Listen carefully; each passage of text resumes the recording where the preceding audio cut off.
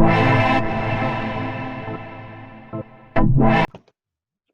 right, welcome back. Episode 3 of the Four Inside Podcast. I'm Mike Obi. I'm Nick Washington. All right, welcome back again. What's on, man? Ain't nothing, bro. Another day. How you doing? Doing all right. Another day. Still loyal with the do-rag, I see. Yeah, man. I got my hair cut, but I got to keep them waves down, You went to your barber? Nah, my cousin did it. Okay, all right. Yeah. What's up? I didn't go CT yet. I got to go see him, though. All right, I know. I'm going to wait out on seeing Kevin again. I'll be all right. I got the beanie on. Yeah. But today's episode, we got a hell of content today. We're delving into social media, so let's just get right into it. Nick, what was your first experience dealing with social media? It's been a staple of our generation, so just talk about your first influence with it. I think I was probably like maybe in middle school, and my girlfriend at the time made me a Facebook because I was like the thing at that time, and she had to make me an email because at that time I didn't even have an email. I wouldn't even on none of that shit. So she had to make me an email, and then she made me a Facebook page and everything. And it was cool. We just had our friends from middle school. We all add each other on there. Stupid stuff. But I think that was my first like interaction with social media. Yeah, for me, I had to create an email. I don't remember why. I think it was because of Facebook. I was a kid where, when teachers used to tell us, oh, stay off of social media, I used to believe them. Yeah. MySpace was the first thing. I never got into MySpace. My brother and my sister did. And all that was taught to us was, oh, social media predators, older men, targeting young children. So I never got into that type of stuff. And then Facebook came around, and a lot of my friends were hopping on the Facebook, and that's kind of when our generation started getting into social media. Mm-hmm. And my friend was like, hop on. It's actually safer than MySpace. You can do it. And so I went and created my email. I used my football number, and then people still give me shit about it because my football number was 69. And so everybody is like, oh, you dirty, you dirty. That was it. They say use your first name, your last name, use a number that you could relate to, and just add it. And so that's what I did. So create my Facebook, and that's how we launched. Yeah. No, I never got into MySpace or none of that type of shit. My first thing was Facebook, yeah. And then it was, I don't know, I don't remember when Snapchat came around. I don't know. Maybe it was Facebook, then Instagram. I don't know. But I don't know if Instagram or Snapchat came first. I can't remember. Yeah, I think it was Facebook first, at least as far as my experience. It was Facebook first, and then Twitter came around. Once we got to high school, Facebook was starting to die. I mean, they hadn't modernized it, so everybody kind of hopped off of the Facebook trend and then got into Twitter. I was never one for tweeting. I never really got into it. I kind of just was a guy who, when I saw stuff I thought was cool, I'd retweeted it or I'd favorite it. I didn't really have a lot to say at the time. I tried to stay away from it for the most part. And then Instagram came around. I wasn't into taking pictures. I wasn't photogenic at all. My girlfriend at the time made it for me. She just was like, hey, you can have it and post whatever you want type shit. Yeah. And then Snapchat rolled around, and now we're on TikTok and all these other platforms. Facebook modernized itself. So I mean, it's crazy just the evolution of it all. But I mean, definitely, like we're talking about, social media is something that millennials and Gen Zs, I mean, they're synonymous for. It's definitely, caused a lot of influence, both good and bad. And so just talk about what you think the good has came from social media. The good, I think, just kind of ties along with technology and the ability to be able to connect with like different people.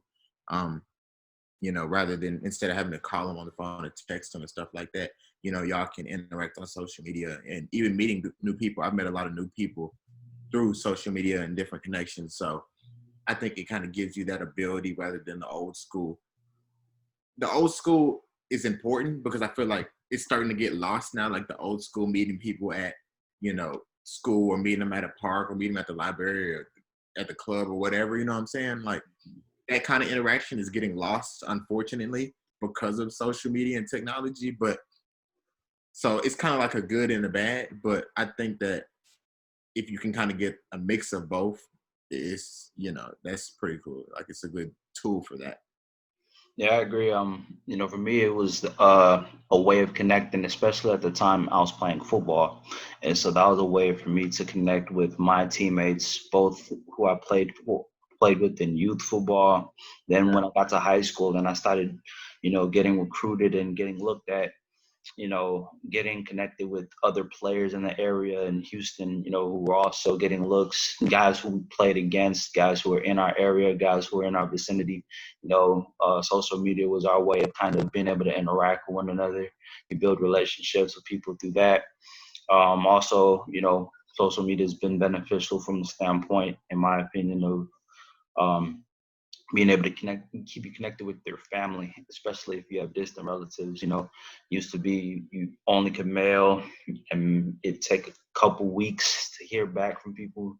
I mean, now you have them accessible to you at the click of a button, essentially. I mean, we never had Zoom when we first started this out. We never had.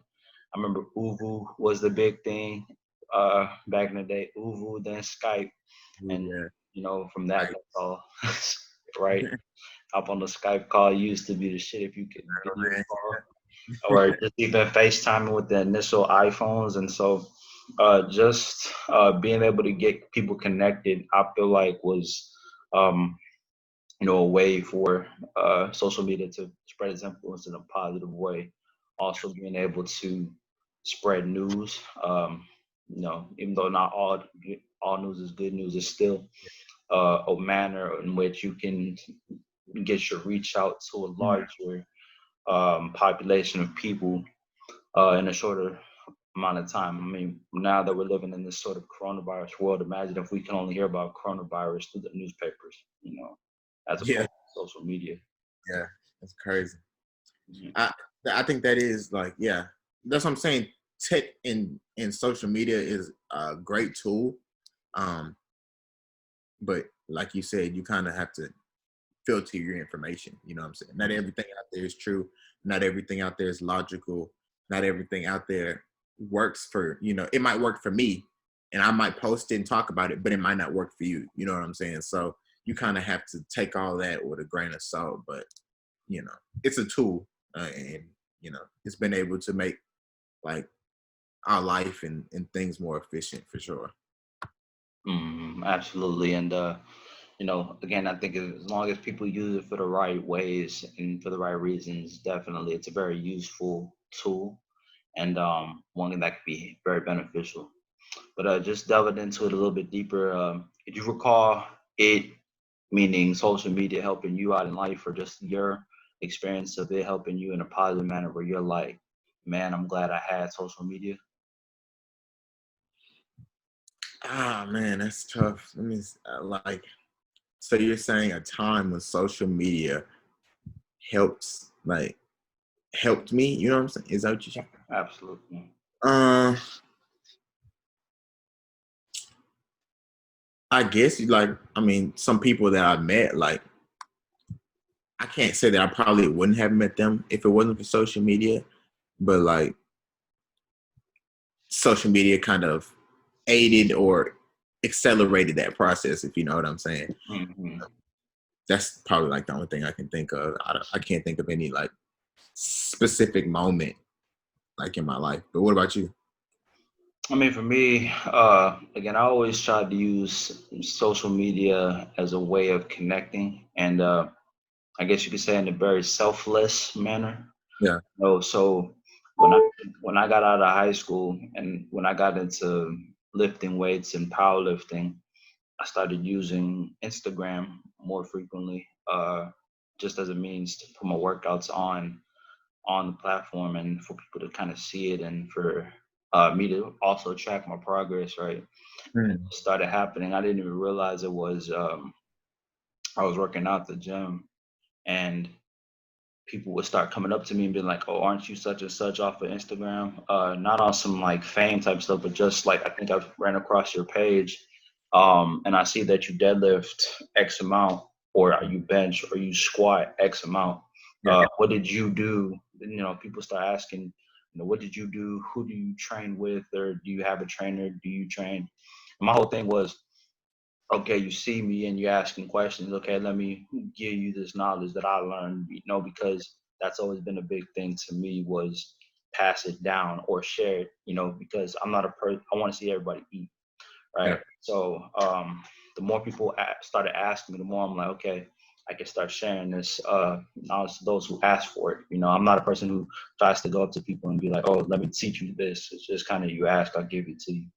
And what started happening also, I guess this is good in it all, was when people's numbers started going up and they start coming up to me and being like, yo, I appreciate you helping me because now my bench has gone up and my numbers have gone up based off of what you told me. And so I think that to me was the rewarding part of social media, that people were able to see what I was doing and they're able to kind of come up and it sort of, enable them to not be shy. Cause I get that label a lot. Like, oh, you're big and intimidating, or you look serious all the time. And then when people just come up and ask questions, it's like it kind of alleviates that sort of like tension or that sort of, ooh, I don't know if I can speak to this person type of thing. Because everybody, if you don't know somebody, or even if you don't feel like you know them, just having that social media or having something where you can kind of get connected with them and can kind of get a gauge for them, Yeah. I think is helpful.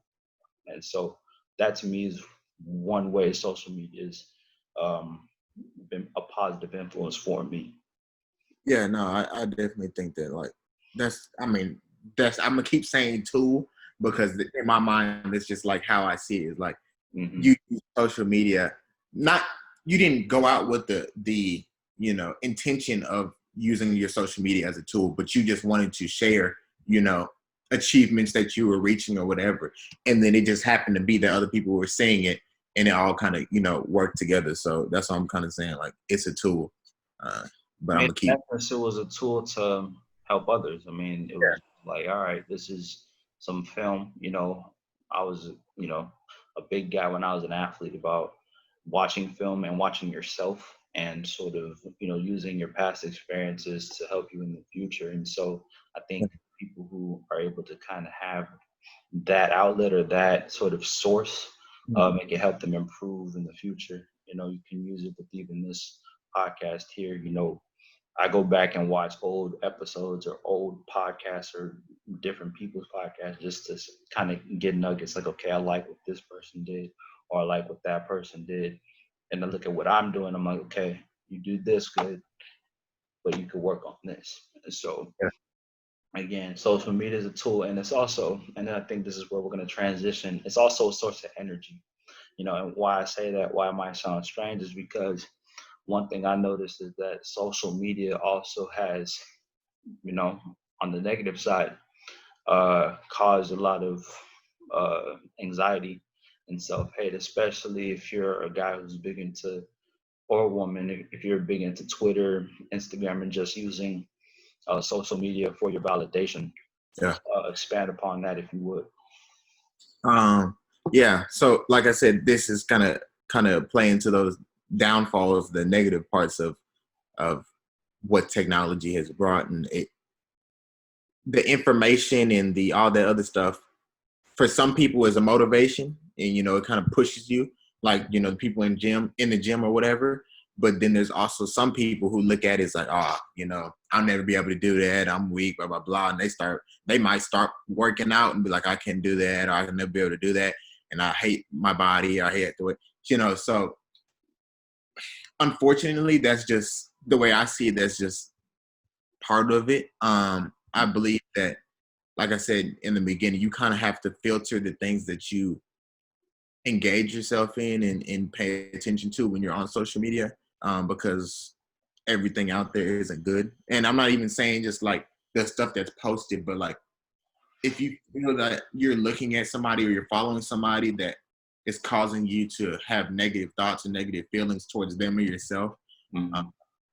you should probably try to like limit your or cut off completely your time that you're spending looking at or following that person, and kind of find things that motivate you. But the problem is that you get a lot of young people usually. I mean, it's really just all young people who end up watching it and then they kind of take it in a negative way and make it into a negative thing, and they should be just not following that person or not paying attention to that person. But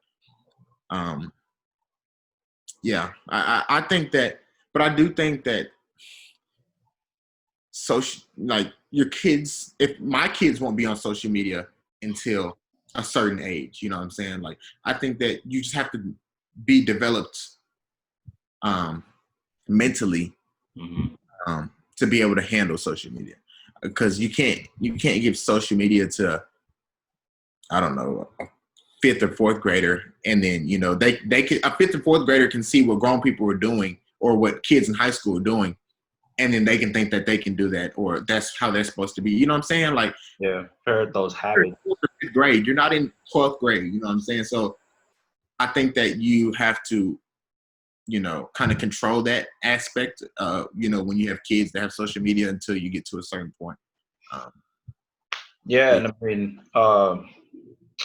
going back since you brought up the whole athlete standpoint about it all, I think that was part of the reason why it was important for me to, like, when people would seek me out or ask me questions, why it was important for me to kind of teach them, like if they asked me, because I know I was a guy, especially when I first got into powerlifting, bodybuilding, or even playing football back in the day. Like what I saw on social media used to influence my brain. It wasn't always good, right? So when I see certain bodybuilders that were in really good shape, it was like, dang, why can't I get there, right? Or I see certain powerlifters that got to a certain number, and it's like, dang, why can't I get there, man? Am I weak, or that type of thing? You start to have those doubts about yourself. And then as I was doing work and as I was starting to achieve these numbers and getting to their level and starting to improve, I also had to understand it took a long time, and it was a process to get there, right? And a lot of it is mental, right? And so then when people kind of had those types of doubts about themselves, either just in passing, um, I always made sure to kind of reassure them, like, hey, you can get here. Like that's some of the things I tell people, like, you can get here, Mhm. and you need to run your own race. Yeah. That's the type of thing. Don't let social media influence how your brain, don't let social media manipulate your brain. You steer the ship, you control it. You control the narrative, and your mind is more powerful than you think. So train it as such. You know what I'm saying? And I think through that, it's crazy. I can only imagine what professional athletes go through. I look at Twitter trolls and people who are constantly trying to get under these dudes' skin. I'm like, man, I'm 100% on their side whenever they decide to clap back at somebody, because it's like, what are you gaining trying to mess with these people? Like, they're human just like us. They're grown men and grown women just like we are, and they're all just trying to make it. And then you have people who decide they have nothing better to do in life but just to mess with people, you know. Yeah. And I truly believe that mental pain and mental anguish is way more devastating and way more impactful than any physical pain that you can endure, in my opinion. A broken arm, a broken leg can heal. Take a couple months, but eventually that stuff heals, and you go, you don't really even so much think about it, right? For the most part. Yeah. But those mental images, those words, they cut deep and they replay, and it's in your mind, and you can't reach inside your mind and take those words out. They're there forever, and they can replay themselves constantly and over. And so the ability to be able to train the mind is very, very important, in my opinion. Mental health is a big thing nowadays. Guys and gals with anxiety having to see counselors, having to see psychologists. I mean, outside of any pill, there's really no rehabilitating a broken mind. It's very hard to do, which is why it's important, in my opinion, to not have negative thoughts and negative judgments clouding your mind and feeding that type of knowledge into it. Yeah. Because just like a malnourished physical body, a malnourished mental can be just as detrimental, in my opinion. Yeah, no, I definitely agree. But see, that's what I'm saying. I think that social media has brought a lot of that stuff out, like anxiety, and it's kind of amplified it. Yes, there was anxiety before social media, but it wasn't as pronounced as it is now. Now you can go to a middle school and say how many kids that you have, that go to the school have anxiety. And I'm pretty sure shit, 70, 60% of them have anxiety because of this access to all the information and all the things out there. And it kind of, as I'm saying, you have to have a stronger mind, I believe, to really be out there. And people kind of forget, touching base on like what you said before, is like people forget that these people, like people that you look up to, these icons, like, all these girls following Kylie Jenner. You forget that Kylie is a normal, like Kylie's our age, you know what I'm saying? Like Yeah. she probably sit at home, watch YouTube on her phone. She doesn't, I'm sure she knows that she's like a celebrity or whatever, but at this end of the day, she's a person, you know what I'm saying? And people forget that these people have feelings just like me and you do. So when you're out there attacking people or attacking their family or attacking, I'm attacking Stormy, like her kid, you know what I'm saying? Like, are you serious? Like, this is, would you walk up to a person on the street and say, hey, your kid is ugly or blah, blah, blah? Like, no, you wouldn't do that. So why the hell are you sitting behind your phone Because talking? you can be real bold behind the computer screen or behind the screen. Yeah, and that's what social media has kind of brought out, and tech has brought out. Like I said, there's the disadvantages and the negatives to it, but So you you have to have a strong mind and ignore it, I guess, really. so what does training a strong mind look like in your opinion? Because I agree with you on that point, but what does that mean? Or like how does that look like? Because we can all say have a strong mind, be resilient all we want, but then how do you go about doing that? I think, I mean, like I've fallen, I guess, a victim to like following certain people on social media and like having certain feelings towards them or whatever, Mm-hmm. and then I kind of just realized that like you exposing yourself to that and getting these feelings, about it Mm-hmm. is not healthy and it's not positive. Like, because then you're sitting here looking at this person and you're saying you're, either hating on them, like, damn, I wish I could do that. It's not fair. Life isn't fair. My life sucks or whatever. And what is that doing? Because that person, is still living their life. They don't even know that you're looking at their page most of the time. You know what I'm saying? So what is you sitting here exposing yourself to that doing? And you kind of have to just talk to yourself and be like, man, I got to stop following this person. I got to stop, exposing myself to that, because why would you expose yourself to something that is bringing you harm? You know what I'm saying? Mm-hmm. So that's kind of how I saw, like, as a solution to that problem. Yeah, the importance of not needing to feed into the comments or the page or whatever the case is very important. I remember uh again, I was always a person who was always skeptical on social media, and I was always late to the party on it, just because I was the type of guy to see the negative before I saw the good. So Yeah. before I buy in, I'd be like, nah, Twitter is just a cesspool of negative thoughts and negative emotions and just people talking shit about one another. Oh, Instagram is just a way for people to hide behind the screen and post pictures. But then, uh, you know, as I looked at it, I was like, maybe I should have a more open-minded view on things. And I created my friend Chris, who used to be on social media. He was like, look, you don't have to do it that way. You can do it the right way. And as far as anybody who tries to bring you down with their negative emotions, don't let them have that power over you. That was one of the things he told me. And so looking at that, I was like, all right, cool. And so then when I got back on social media and stuff, I knew how to approach it. And it was much more rewarding, especially, knowing you can reach people, and you never know what people are going through. You could say something to somebody, especially if you have a positive affirmation, or just, putting your life experiences out there for people to see. For the people who want to say, why do I want to look at that? You don't have to. You don't have to follow me. You don't have to track my page. You don't have to do any of that stuff. But I do it. You can do it for the people who look up to you, because you never know who you inspire. A lot of these celebrities, they talk about it all the time. They don't know who they inspire until somebody walks up to them on the street, or until they go to an autograph signing, and then it's like, oh wait, dang, I didn't know I had these many fans. Like, it still shocks them Yeah. that Yeah. me or Out of, yourself. out of all the negativity, there's a whole lot of people out there that it is inspiration to. So you kind of have to just pay attention to the positive side and ignore the negatives. And that, you should do it for yourself, and you should also do it for those people. Those people who you're inspiring should be your fuel. I'm a believer. Good energy is way stronger than negative energy.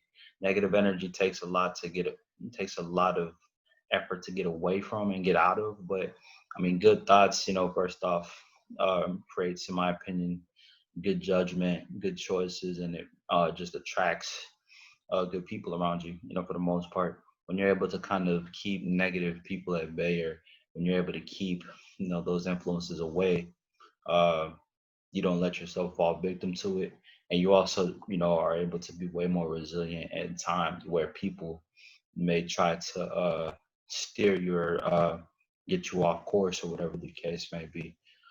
um, One thing I want to get into real quick is just, we talked about good experiences. Do you have a bad experience with social media that you would want to talk about? Um, Bad experience. I I can't think of any really. I mean, like, there's always, been like little shit, like, people talking shit. But Right. I mean, the way I see it, like, if you're not gonna say it to me, if we were sitting right next to each other and you ain't saying shit, or you can say it over Instagram, or you can say it over Facebook, and then when we meet and it's like, hey, what's up, and nothing happens of it. I'm Right. just kind of like, you're tough behind the screen, and to me, like, I just kind of ignore it, like it's whatever. But Right. It's no need, getting yourself wrapped up into that only for nothing to happen. And now you might be a person who festers about that all day and looks forward to confronting that person only for them not to do anything about it. And then you just wasted. yeah, you're just wasting time. So, like, Yeah.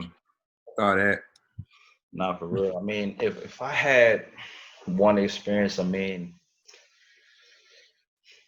it was probably back when I first started with social media. I mean, this was still back in the Facebook days. I mean, it's petty and it's stupid now, but at the time it was like, I remember I had a homegirl, right?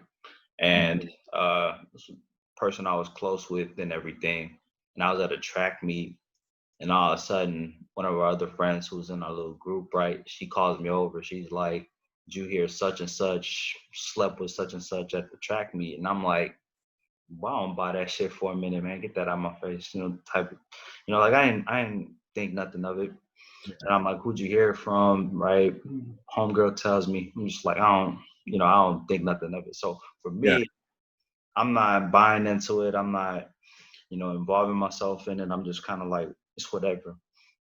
We get to school the next day. Homegirl, my friend pulls up on me and is just like, "Yo, I can't believe you said that about me," type shit.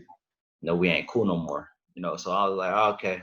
Now I'm put on game about how, social media can be used to spread lies and spread, fake shit or whatever. My whole thing is, if something were to be addressed in that manner, like if somebody were to try to put some negative shit out about me, I'd go address the source, and I'd be like, "Yo, look, I heard such and such said whatever. Who'd you hear from?" Or, if you got something to say to me, you know, here I am. If you don't have anything to say, then don't say anything at all. But I mean, outside of that, I mean, again, I don't let myself fall victim to negative influences. I don't let myself, try to get wrapped up in negative energy. I mean, I'm real big on that peace of mind and that type of thing. So, you know, that's just all it is. If you use social media the right way, I think, you know, you'll be fine. You just have to train your mind to be that way. Yeah, yeah. And I think it can teach you how to like be able to control your emotions and your Mm, thoughts. For absolutely. some people it has the opposite effect.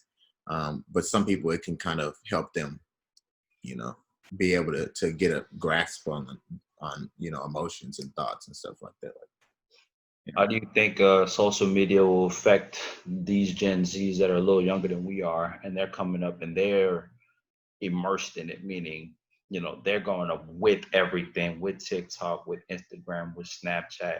How do you think it'll affect them? Um, Unfortunately, like kids that I'm seeing, like my cousins and other people's family members that are that Gen Z age range, unfortunately it's not looking good. Why? Because like these kids are getting exposed to technology and they're getting exposed to things, you know what I'm saying? Like I'm sure my 5-year-old cousin probably saw the whole video of, dude dying, you know what I'm saying? We're not even going to all that. But I'm sure they saw that, you know what I'm saying? Like you don't need to be seeing that, you know what I mean? Like there's no kind of control over that, and it kind of in the long run has negative impacts. That and just like games too. Like I think that you kind of have to control a lot of things when your kid is a kid. You know what I mean? Like what they're being exposed to on social media, if they even have social media.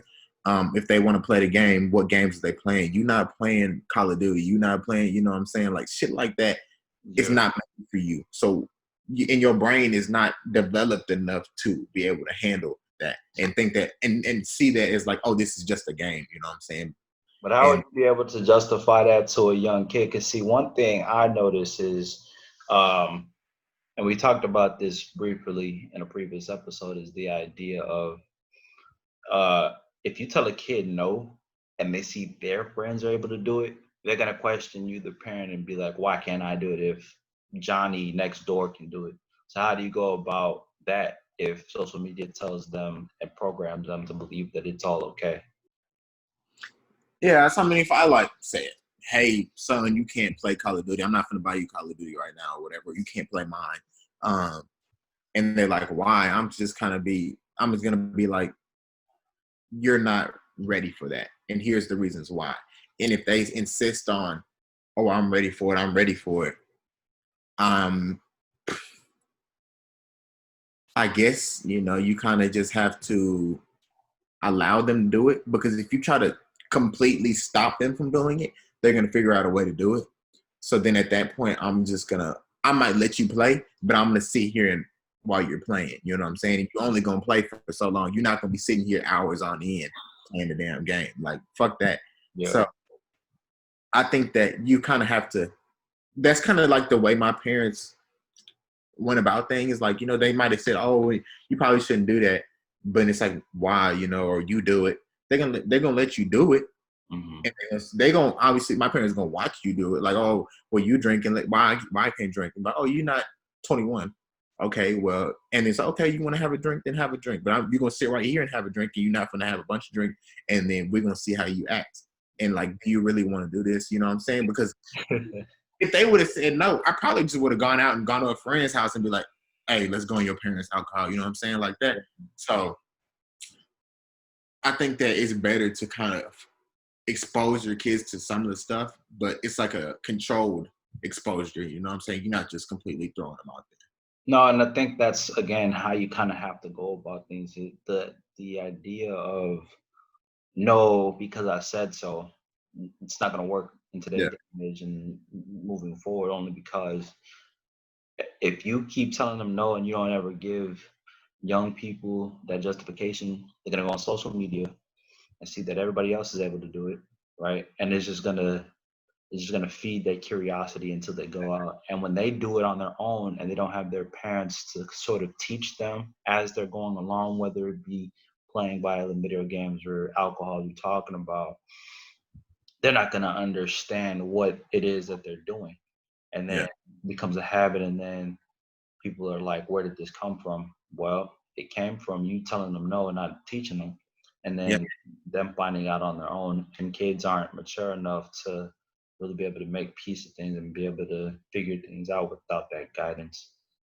And that's kind of like what I'm saying. Like learning how to drive a car. You know what I'm saying? You didn't just go get your license and then your parents say, here you go, here's the keys, bye. You know what I'm saying? You had to ride around with your parents or the driver instructor. Like, you know what I'm saying? You had to go ease into it. You had to build up. You didn't just go from 0 to 100. You know what I'm saying? You slowly learn how to drive. So you have to slowly expose them to different things until they can 100% do that on their own in a controlled manner. So that's just what it comes down to. Sure. One thing we didn't talk about, but it is a factor these days, is the profitability of social media. So a lot of the reason why, especially on Instagram and YouTube, and I believe even these things like TikTok now, the profitability of them, people are able to make money off of them. Talk about how the money factor has influenced social media in your opinion. A lot of people don't get like the money part of social media, and like these platforms, like how people don't understand how Instagram makes money and Facebook, how Mark Zuckerberg or I don't even know who created Instagram, but you know what I'm saying, like how these people are actually making money, because really these are all free apps. It's free to sign up for Instagram. It's free to sign up for Facebook. So there's a lot of money in it, but you have to kind of have something like I think it's like an evolution, because Facebook, let's just say Facebook, and then it became, Facebook was really just you talking about something or showing where you are. And it became, you could interact, like telling, like if I said, I don't know, I'm going to Austin on Friday, and then I posted that, and then you could respond, but you really weren't having that interaction. So then it's like, okay, well, Twitter comes along. So now you can retweet me saying that I'm going to Austin or whatever. You can like it. And then Instagram comes along, and now I can show you pictures of me going to Austin and stuff like that. You can scroll through the pictures of me going to Austin, or I can show you videos and all that type of stuff. It kind of makes it more like you're there. You know what I'm saying? Like on Facebook, people can say, oh, I'm in Austin, but you couldn't see me in Austin unless I posted a picture, but that really wasn't. But now on Instagram, I can make a whole like short movie of me going around in Austin. You know what I'm saying? So the profitability in it is coming from, the campaigns of the different companies. And they understand that these companies have a wider range. Like a wide connection to different people in different avenues and different areas, and that they're able to push their product a whole lot faster, a whole lot easier, a whole lot more cost efficient than they were in the past. Before social media, if I'm selling t-shirts, it's kind of just like, hey, I'm selling t-shirts, you standing on the side of the road, I am selling t-shirts kind of shit. But now I can go and post a picture of my t-shirts, like, hey, I got t-shirts for sale, $5, and I can send some to you, and you post them, and then your followers see them, and then so one of your followers buys one, and then they post it, and then it kind of it just spreads out like a tree. You know what I'm saying? So Instagram, social media in general, has become a tool in all aspects. So companies and stuff like that are able to use technology and social media to, help amplify sales and amplify their outreach. And in turn, that amplifies revenue. So they're able to do, let's just say before they were able to do $40,000 in sales. Now they're able to do $60,000, $70,000, $80,000 in sales because they have a better outreach to different people in different areas. So that's kind of how revenue is kind of pushed back into social media, because then they're going to want to pay for those ads so that we can be, top on your little news feed or whatever. You know what I mean? They're gonna pay premium prices so that they can get, first spot or whatever the case may be. So yeah.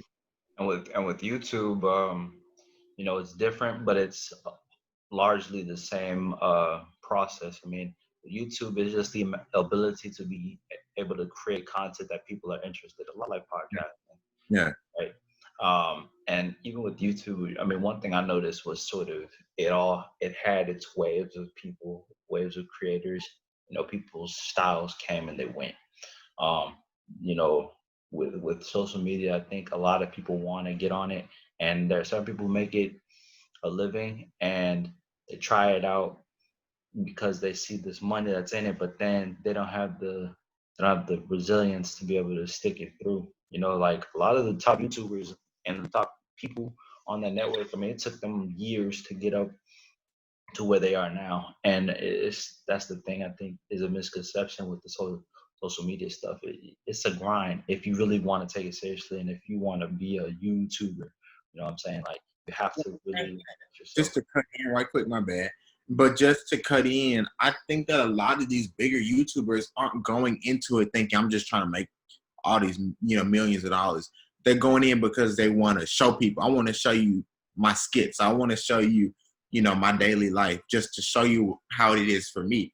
And then it becomes something that's popular, and they get people that are more attracted into whatever they're doing, and then it kind of grows into that. But they don't go into it with the mindset of I'm trying to make X amount of figures or X amount of money this year or in the next 2 years. You know what I'm saying? They just want to produce content. They want to produce something that people want or people like.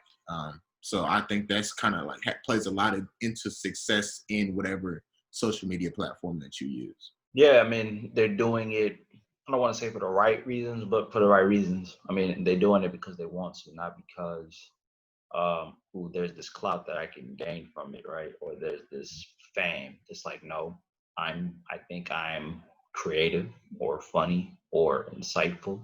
And so therefore I'm going to use this platform or this social media to share my gift with people or share my talent with people. Yeah. And then it ends up taking on a life of itself, so to speak, where people really start to fuck with it. Yeah. And in turn, they grow, and they grow. The next thing you know, they're a top YouTuber, and now they became a YouTuber rather than going into it thinking, I'm just going to only do YouTube. There are a lot of people who only do YouTube, or they only do Instagram, or they only do. And I mean, if that's what you want to do, if that's your profession, to each his own. But I think you have to understand that it's a grind and it's not going to happen overnight. Those people who don't understand that, I think, also think, what did I get myself into? And by that time, it's too late. Rather than, using it as a hobby and investing the right energy into it, and then, letting it kind of grow them rather than they grow it, so to speak. Yeah. Yeah. But Organic. yeah, absolutely. But I mean, to sum it all up, for me, it's just social media is what people make it out to be. It could be good, it could be bad, it can be helpful, it could be harmful. Yeah. Just, you have to take it upon yourself to, you know, use it for the right reasons and use it to inspire more people to do that. I think social media would largely not have the stigma it does to it. Um, but we'll see. I mean, No, I definitely do. Social media technology is a tool. So like you said, you kind of have to use it for the right reason. You're not going to use a screwdriver to hammer in the nail. You know what I'm saying? sure. So you have to use it for the right reason and the right way it was supposed to be used. And if you do, then it'll be a great thing. So No doubt. That's a wrap for us. Episode 3, or Insight Podcast. My guy Nick. salute, Great man. episode. Great episode. Catch us on YouTube, Spotify, and all platforms streaming podcasts. Appreciate y'all.